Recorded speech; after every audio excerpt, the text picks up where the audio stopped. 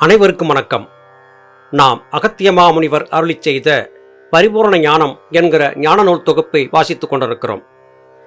யோக சாதனத்தை குறித்து எண்ணற்ற சித்தர்கள் நூல்களாக எழுதி வைத்திருக்கிறார்கள். எந்தவிதமான அடிப்படை ஒழுக்கமும் இல்லாமல் குணம் கெட்டவனாக துர்மார்க்கனாக இருக்கக்கூடிய ஒருவன் சித்தர் பெருமக்களை நூல்களை வாசித்து பார்த்து அதை ஆராய்ந்து பார்த்தால் நிச்சயமாக அவர்கள் சொல்லியிருந்த சூத்திரங்களை விளங்கி கொண்டு விட முடியும். ஆனால் அப்படிப்பட்ட விளக்கத்தை சரியாக புரிந்து கொண்டுவிட்டு தவறான ஒழுக்கத்தில் இருக்கக்கூடிய ஒருவன் யோக பயிற்சிகளை மேற்கொண்டால் அவனுக்கு சாபம் என்பதையும் சித்தர்கள் கொடுத்து வைத்திருக்கிறார்கள். நூலிலே சொல்லப்பட்டிருக்கக்கூடிய சூத்திரங்களை எல்லாம் தவறானவன் புரிந்து கொண்டாலும் கூட அதனால் எந்தவிதமான பாதக விளைவுகளும் ஏற்பட்டு விடாதபடியாக தங்களுடைய நூல்களுக்கு சாபம் கொடுத்து வைத்திருப்பதாக அகத்தியர் சொல்லுகிறார். யோகிகளுடைய நோக்கத்தை சரியாக புரிந்து கொள்ள வேண்டும். யோகசாதன பயிற்சியில் ஈடுபடக்கூடியவன் ஒழுக்கமாக நேர்மையாளனாக இருந்தால் அவனால் இந்த சமுதாயத்திற்கு நன்மையே அன்றி தீமையில்லை. அதே வேளையிலே தவறான ஒருவன் கையிலே இந்த யோக நூல்கள் கிடைத்துவிட்டால் அதனால் விரும்பத்தகாத பல விளைவுகள் ஏற்பட்டுவிடும் என்பதற்காக உண்மையை அறிந்து உண்மையை பேசக்கூடியவனுக்கு மட்டுமே இந்த நூல் பலிக்கும் என்று சாபம் கொடுத்து வைத்திருப்பதாக அகத்தியர் சொல்லியிருந்த கருத்துக்களை கடந்த பதிவிலே பார்த்தோம். தொடர்ந்து அகத்தியர் சொல்லக்கூடிய உண்மையான கருத்துக்களை இப்போதும் பார்க்கலாம். கொண்டு கொண்டு அகம் பலத்தே என்னைப் போலே குவலயத்தில் மக்கள் என்ற பெயரும் காணேன். கண்டு கண்டு தெளிந்து எனைப்போல் ஞானி காணேன். காரணத்தில் எனைப்போலே சித்தர் காணேன். பண்டு பண்டு சொன்னதொரு முறையைப் பாரு பாரியேவல் புத்தி உள்ளே எனைப்போல் காணேன். விண்டு விண்டு எனைப்போலே சொல்வார் காணேன். வெட்டவெளி நாதன் என்பேர் வெளி மூன்றோர்க்கே. அருமை மகனே புலத்தியா, நான் என்னுடைய அனுபவங்களை எல்லாம் நூல்களாக தொகுத்து கொடுத்திருக்கிறேன். ஒளிப்பு மறைப்பு இல்லாமல் நிறைய நூல்களை கொடுத்திருக்கிறேன். அப்படி இருந்தும் கூட உண்மையாளர்களாக நேர்மையாளர்களாக இருந்து யோக பயிற்சியை மேற்கொண்டு என்னைப் போல மனோதரம் கொண்டவர்களாக வெற்றியை கண்டவர்களை மிகவும் சொற்பமாகவே இந்த உலகத்திலே இருப்பதாக காண்கிறேன். என்னைப் போல உறுதியான மனம் படைத்து தெளிவாக இருக்கக்கூடியவர்களை பெரும்பாலும் என்னால் காண முடியவில்லை என்று தன்னுடைய வருத்தத்தை பதிவு செய்கிறார். பலவிதமான நூல்களை நான் சொல்லியிருந்தாலும் அவற்றையெல்லாம் கண்டு ஆராய்ந்து பார்த்து தெளிந்து என்னைப் போல தெளிவான சிந்தனை கொண்டிருக்கக்கூடிய ஞானிகளை காண முடியவில்லை, என்னை போன்ற ஒரு சித்தரை காண முடியவில்லை என்று தன்னுடைய வேதனையை பதிவு செய்கிறார். இதன் காரணம் யாதென்றால் அகத்தியருடைய நூல்களை எல்லாம் வாசித்து பார்த்து அதிலே சொல்லி இருக்கக்கூடிய நுணுக்கங்களை சூத்திரங்களை எல்லாம் புரிந்து கொண்டு விட்ட பிறகும் கூட ஒருவன் தவறான வழியிலே சென்று தவறாக தன்னுடைய யோகத்தினுடைய ஆற்றல்களை பயன்படுத்தி கொண்டிருப்பதாக அகத்தியர் இங்கே சொல்லுகிறார். இந்த காரணத்திற்காகவே அகத்தியர் தன்னுடைய நூலை வாசிப்பவர்கள் தவறு செய்துவிட்டால் அது அவர்களுக்கு பலிக்காமல் போகட்டும் என்று சாபம் கொடுத்திருப்பதாக இங்கே சொல்லுவதை நாம் கவனிக்க வேண்டியிருக்கிறது.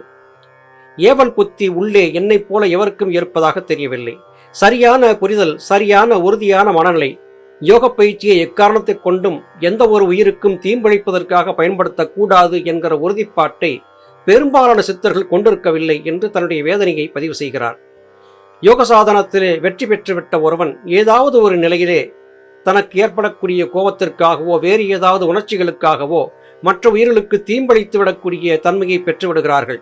என்னைப் போல உறுதிப்படைத்து எவ்வுயிருக்கும் எந்தவிதமான தீம்பும் செய்யாதவர்களை மிக அதிக அளவிலே இருப்பதாக காண முடியவில்லை. மிகவும் சொற்பமாகவே இப்படி இருப்பவர்களை காண முடிகிறது. என்னைப் போல சரியாக புரிந்து கொண்டு விட்ட ஒருவருக்கு 3 கண்களை கொண்டிருக்கக்கூடிய எம்பெருமான் ஈசனை போன்றே ஆற்றல் கிடைக்கும். என்னைப் போல அவர்களும் அகத்து ஈசனாக மாற முடியும் என்பதை நான் தொடர்ந்து சொல்லி வருகிறேன்.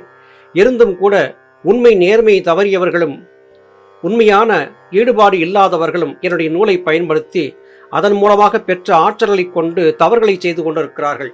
இது வருந்தத்தக்கது என்று சொல்லுகிறார்.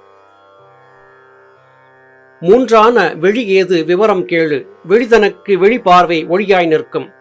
தூன்றாகச் செவிதனக்கும் ருஷிக்கும் நாதம். தோன்றுவது நாளுக்கும் சமனாய் நிற்கும். தேன்றாரே அறிவதிலே மனம் சென்றாக்கால் தெரிமூர்த்தி ஐம்பூதம் செனிக்கும் அப்பா. ஊன்றாமல் ஊன்றும் இந்த நூலைப் பாரு. உரம் கொண்ட ஞானி என்று உரை செய்தேனே. உரம் கொண்ட திடம் கொண்ட உறுதியான மனம் கொண்ட ஞானத்தை தேடக்கூடியவர்களுக்கு என்னுடைய நூலிலே சொல்லி இருக்கக்கூடிய உண்மை முழுமையாக விளங்கிவிடும். மூன்றான வெளியை படைத்திருப்பது என்று சொன்னேன். மூன்றாவது வெளி என்றால் என்ன என்பதை தெரிந்து கொள். உலகத்தை பார்ப்பதற்கு முகத்தில் இருக்கக்கூடிய 2 வெளிகளை கொண்டு பார்க்கிறாயே, அந்த வெளிகள் பார்க்கின்றனவா என்றால் இல்லை. வெளிகளை கருவியாக கொண்டு ஆன்மா பார்க்கிறது. அது மட்டுமல்ல, பார்ப்பதற்கு பயன்படக்கூடிய வெளிகளை தாண்டி காதுகள், நாசி, சருமம், வாய் ஆகிய இந்த புலன்களும் கூட ஆன்மாவின் துணை கொண்டே இயங்குகின்றன. சுவையை அறிவது நாவு அல்ல, ஆன்மாவே. மனத்தை அறிவது நாசி அல்ல, ஆன்மாவே. காட்சியை அறிவது கண்கள் அல்ல, ஆன்மாவே. சருமத்திலே உணர்வது சருமம் அல்ல, ஆன்மாவே. இப்படி இந்த உலகிலே நீ 5 புலன்களைக் கொண்டு எதை செய்தாலும் எதை பார்த்தாலும் அவை எல்லாமே ஆன்மாவால் தான் அறியப்படுகின்றன என்பதை புரிந்து கொள். இந்த உண்மையை நீ சரியாக தெரிந்து கொண்டு விட்டாய் என்றால் அறிவு என்றால் என்ன என்பது உனக்கு விளங்கிவிடும். எதை செய்தாலும் எதை பார்த்தாலும் எல்லா காரியங்களையும் மனம் என்பது ஆன்மாவின் உதவியினால்தான் செய்கிறது என்பதை புரிந்து கொள். மும்மூர்த்திகள் என்று சொல்லப்படுவது படைத்தல், காத்தல், அழித்தல் என்கிற தன்மையை குறிக்கக்கூடிய தேவர்களை குறிப்பதாகும். ஆனால் இந்த மும்மூர்த்திகள் என்று சொல்லுவதெல்லாம் என்ன? மனமே படைக்கிறது, மனமே காக்கிறது, மனமே அழிக்கிறது. எனவே மனம் என்கிற இந்த ஒன்றுதான் கடவுளுக்கு நிகரான ஆற்றலை கொண்டிருக்கிறது. ஆனாலும் கூட மனம் என்பது ஜீவனுடைய கட்டுப்பாட்டிலே இருக்கிறது. இந்த உண்மைகளை எல்லாம் ஊன்றி ஆராய்ந்து பார். இந்த ஆராய்ச்சிக்கு என்னுடைய இந்த நூல் உனக்கு நிச்சயமாக உதவியாக இருக்கும். சரியாக விளங்கி கொண்டு விட்டால் நான் சொல்லி இருக்கக்கூடிய கருத்துக்கள் என்னைப் போலவே உனக்கும் விளங்கிவிடும். என்னைப் போல நீயும் அகத்துள் ஈசனாக மாறுவாய். இதிலே உனக்கு எவ்விதமான ஐயப்பாடும் தேவையில்லை என்று அகத்தியர் புலத்தியருக்கு சொல்லுகிறார். செய்தபடி தப்பாது கொங்கணர் செய்காண்டம் தீர்க்கமாய் செப்பினார் தெளிந்து பாரு. கைதவமாம் சட்டைமுனி நூலைப்பாரு கருவாகும் சட்டைமுனி தீர்ச்சை ஞானம். எய்தும் விழி ஒளி காணும் பூர்வ மையம் விளைந்ததப்பா ஒளிப்பு என்ன விண்ணும் வண்ணம். பொய்தவரி மெய்பிடிக்கும் அதிதான் கோடி புகழ்வண்ணி ரவி கோடி ஒளியுமாமே. கொங்கணச்சித்தர் பல நூல்களை பாடியிருக்கிறார். அவருடைய ஞானகாண்டம் என்கிற நூல் நான் சொல்லுவதைப் போலவே உண்மையை வெளிப்படையாக சொல்லியிருக்கக்கூடிய நூல். இதை சரியாக புரிந்து கொண்டு அந்த நூலையும் வாசித்து பார்த்து நான் சொன்ன கருத்துக்களையும் கொங்கணர் சொன்ன கருத்துக்களையும் ஒப்பீடு செய்து பார்த்து உண்மையை தெரிந்து கொள்.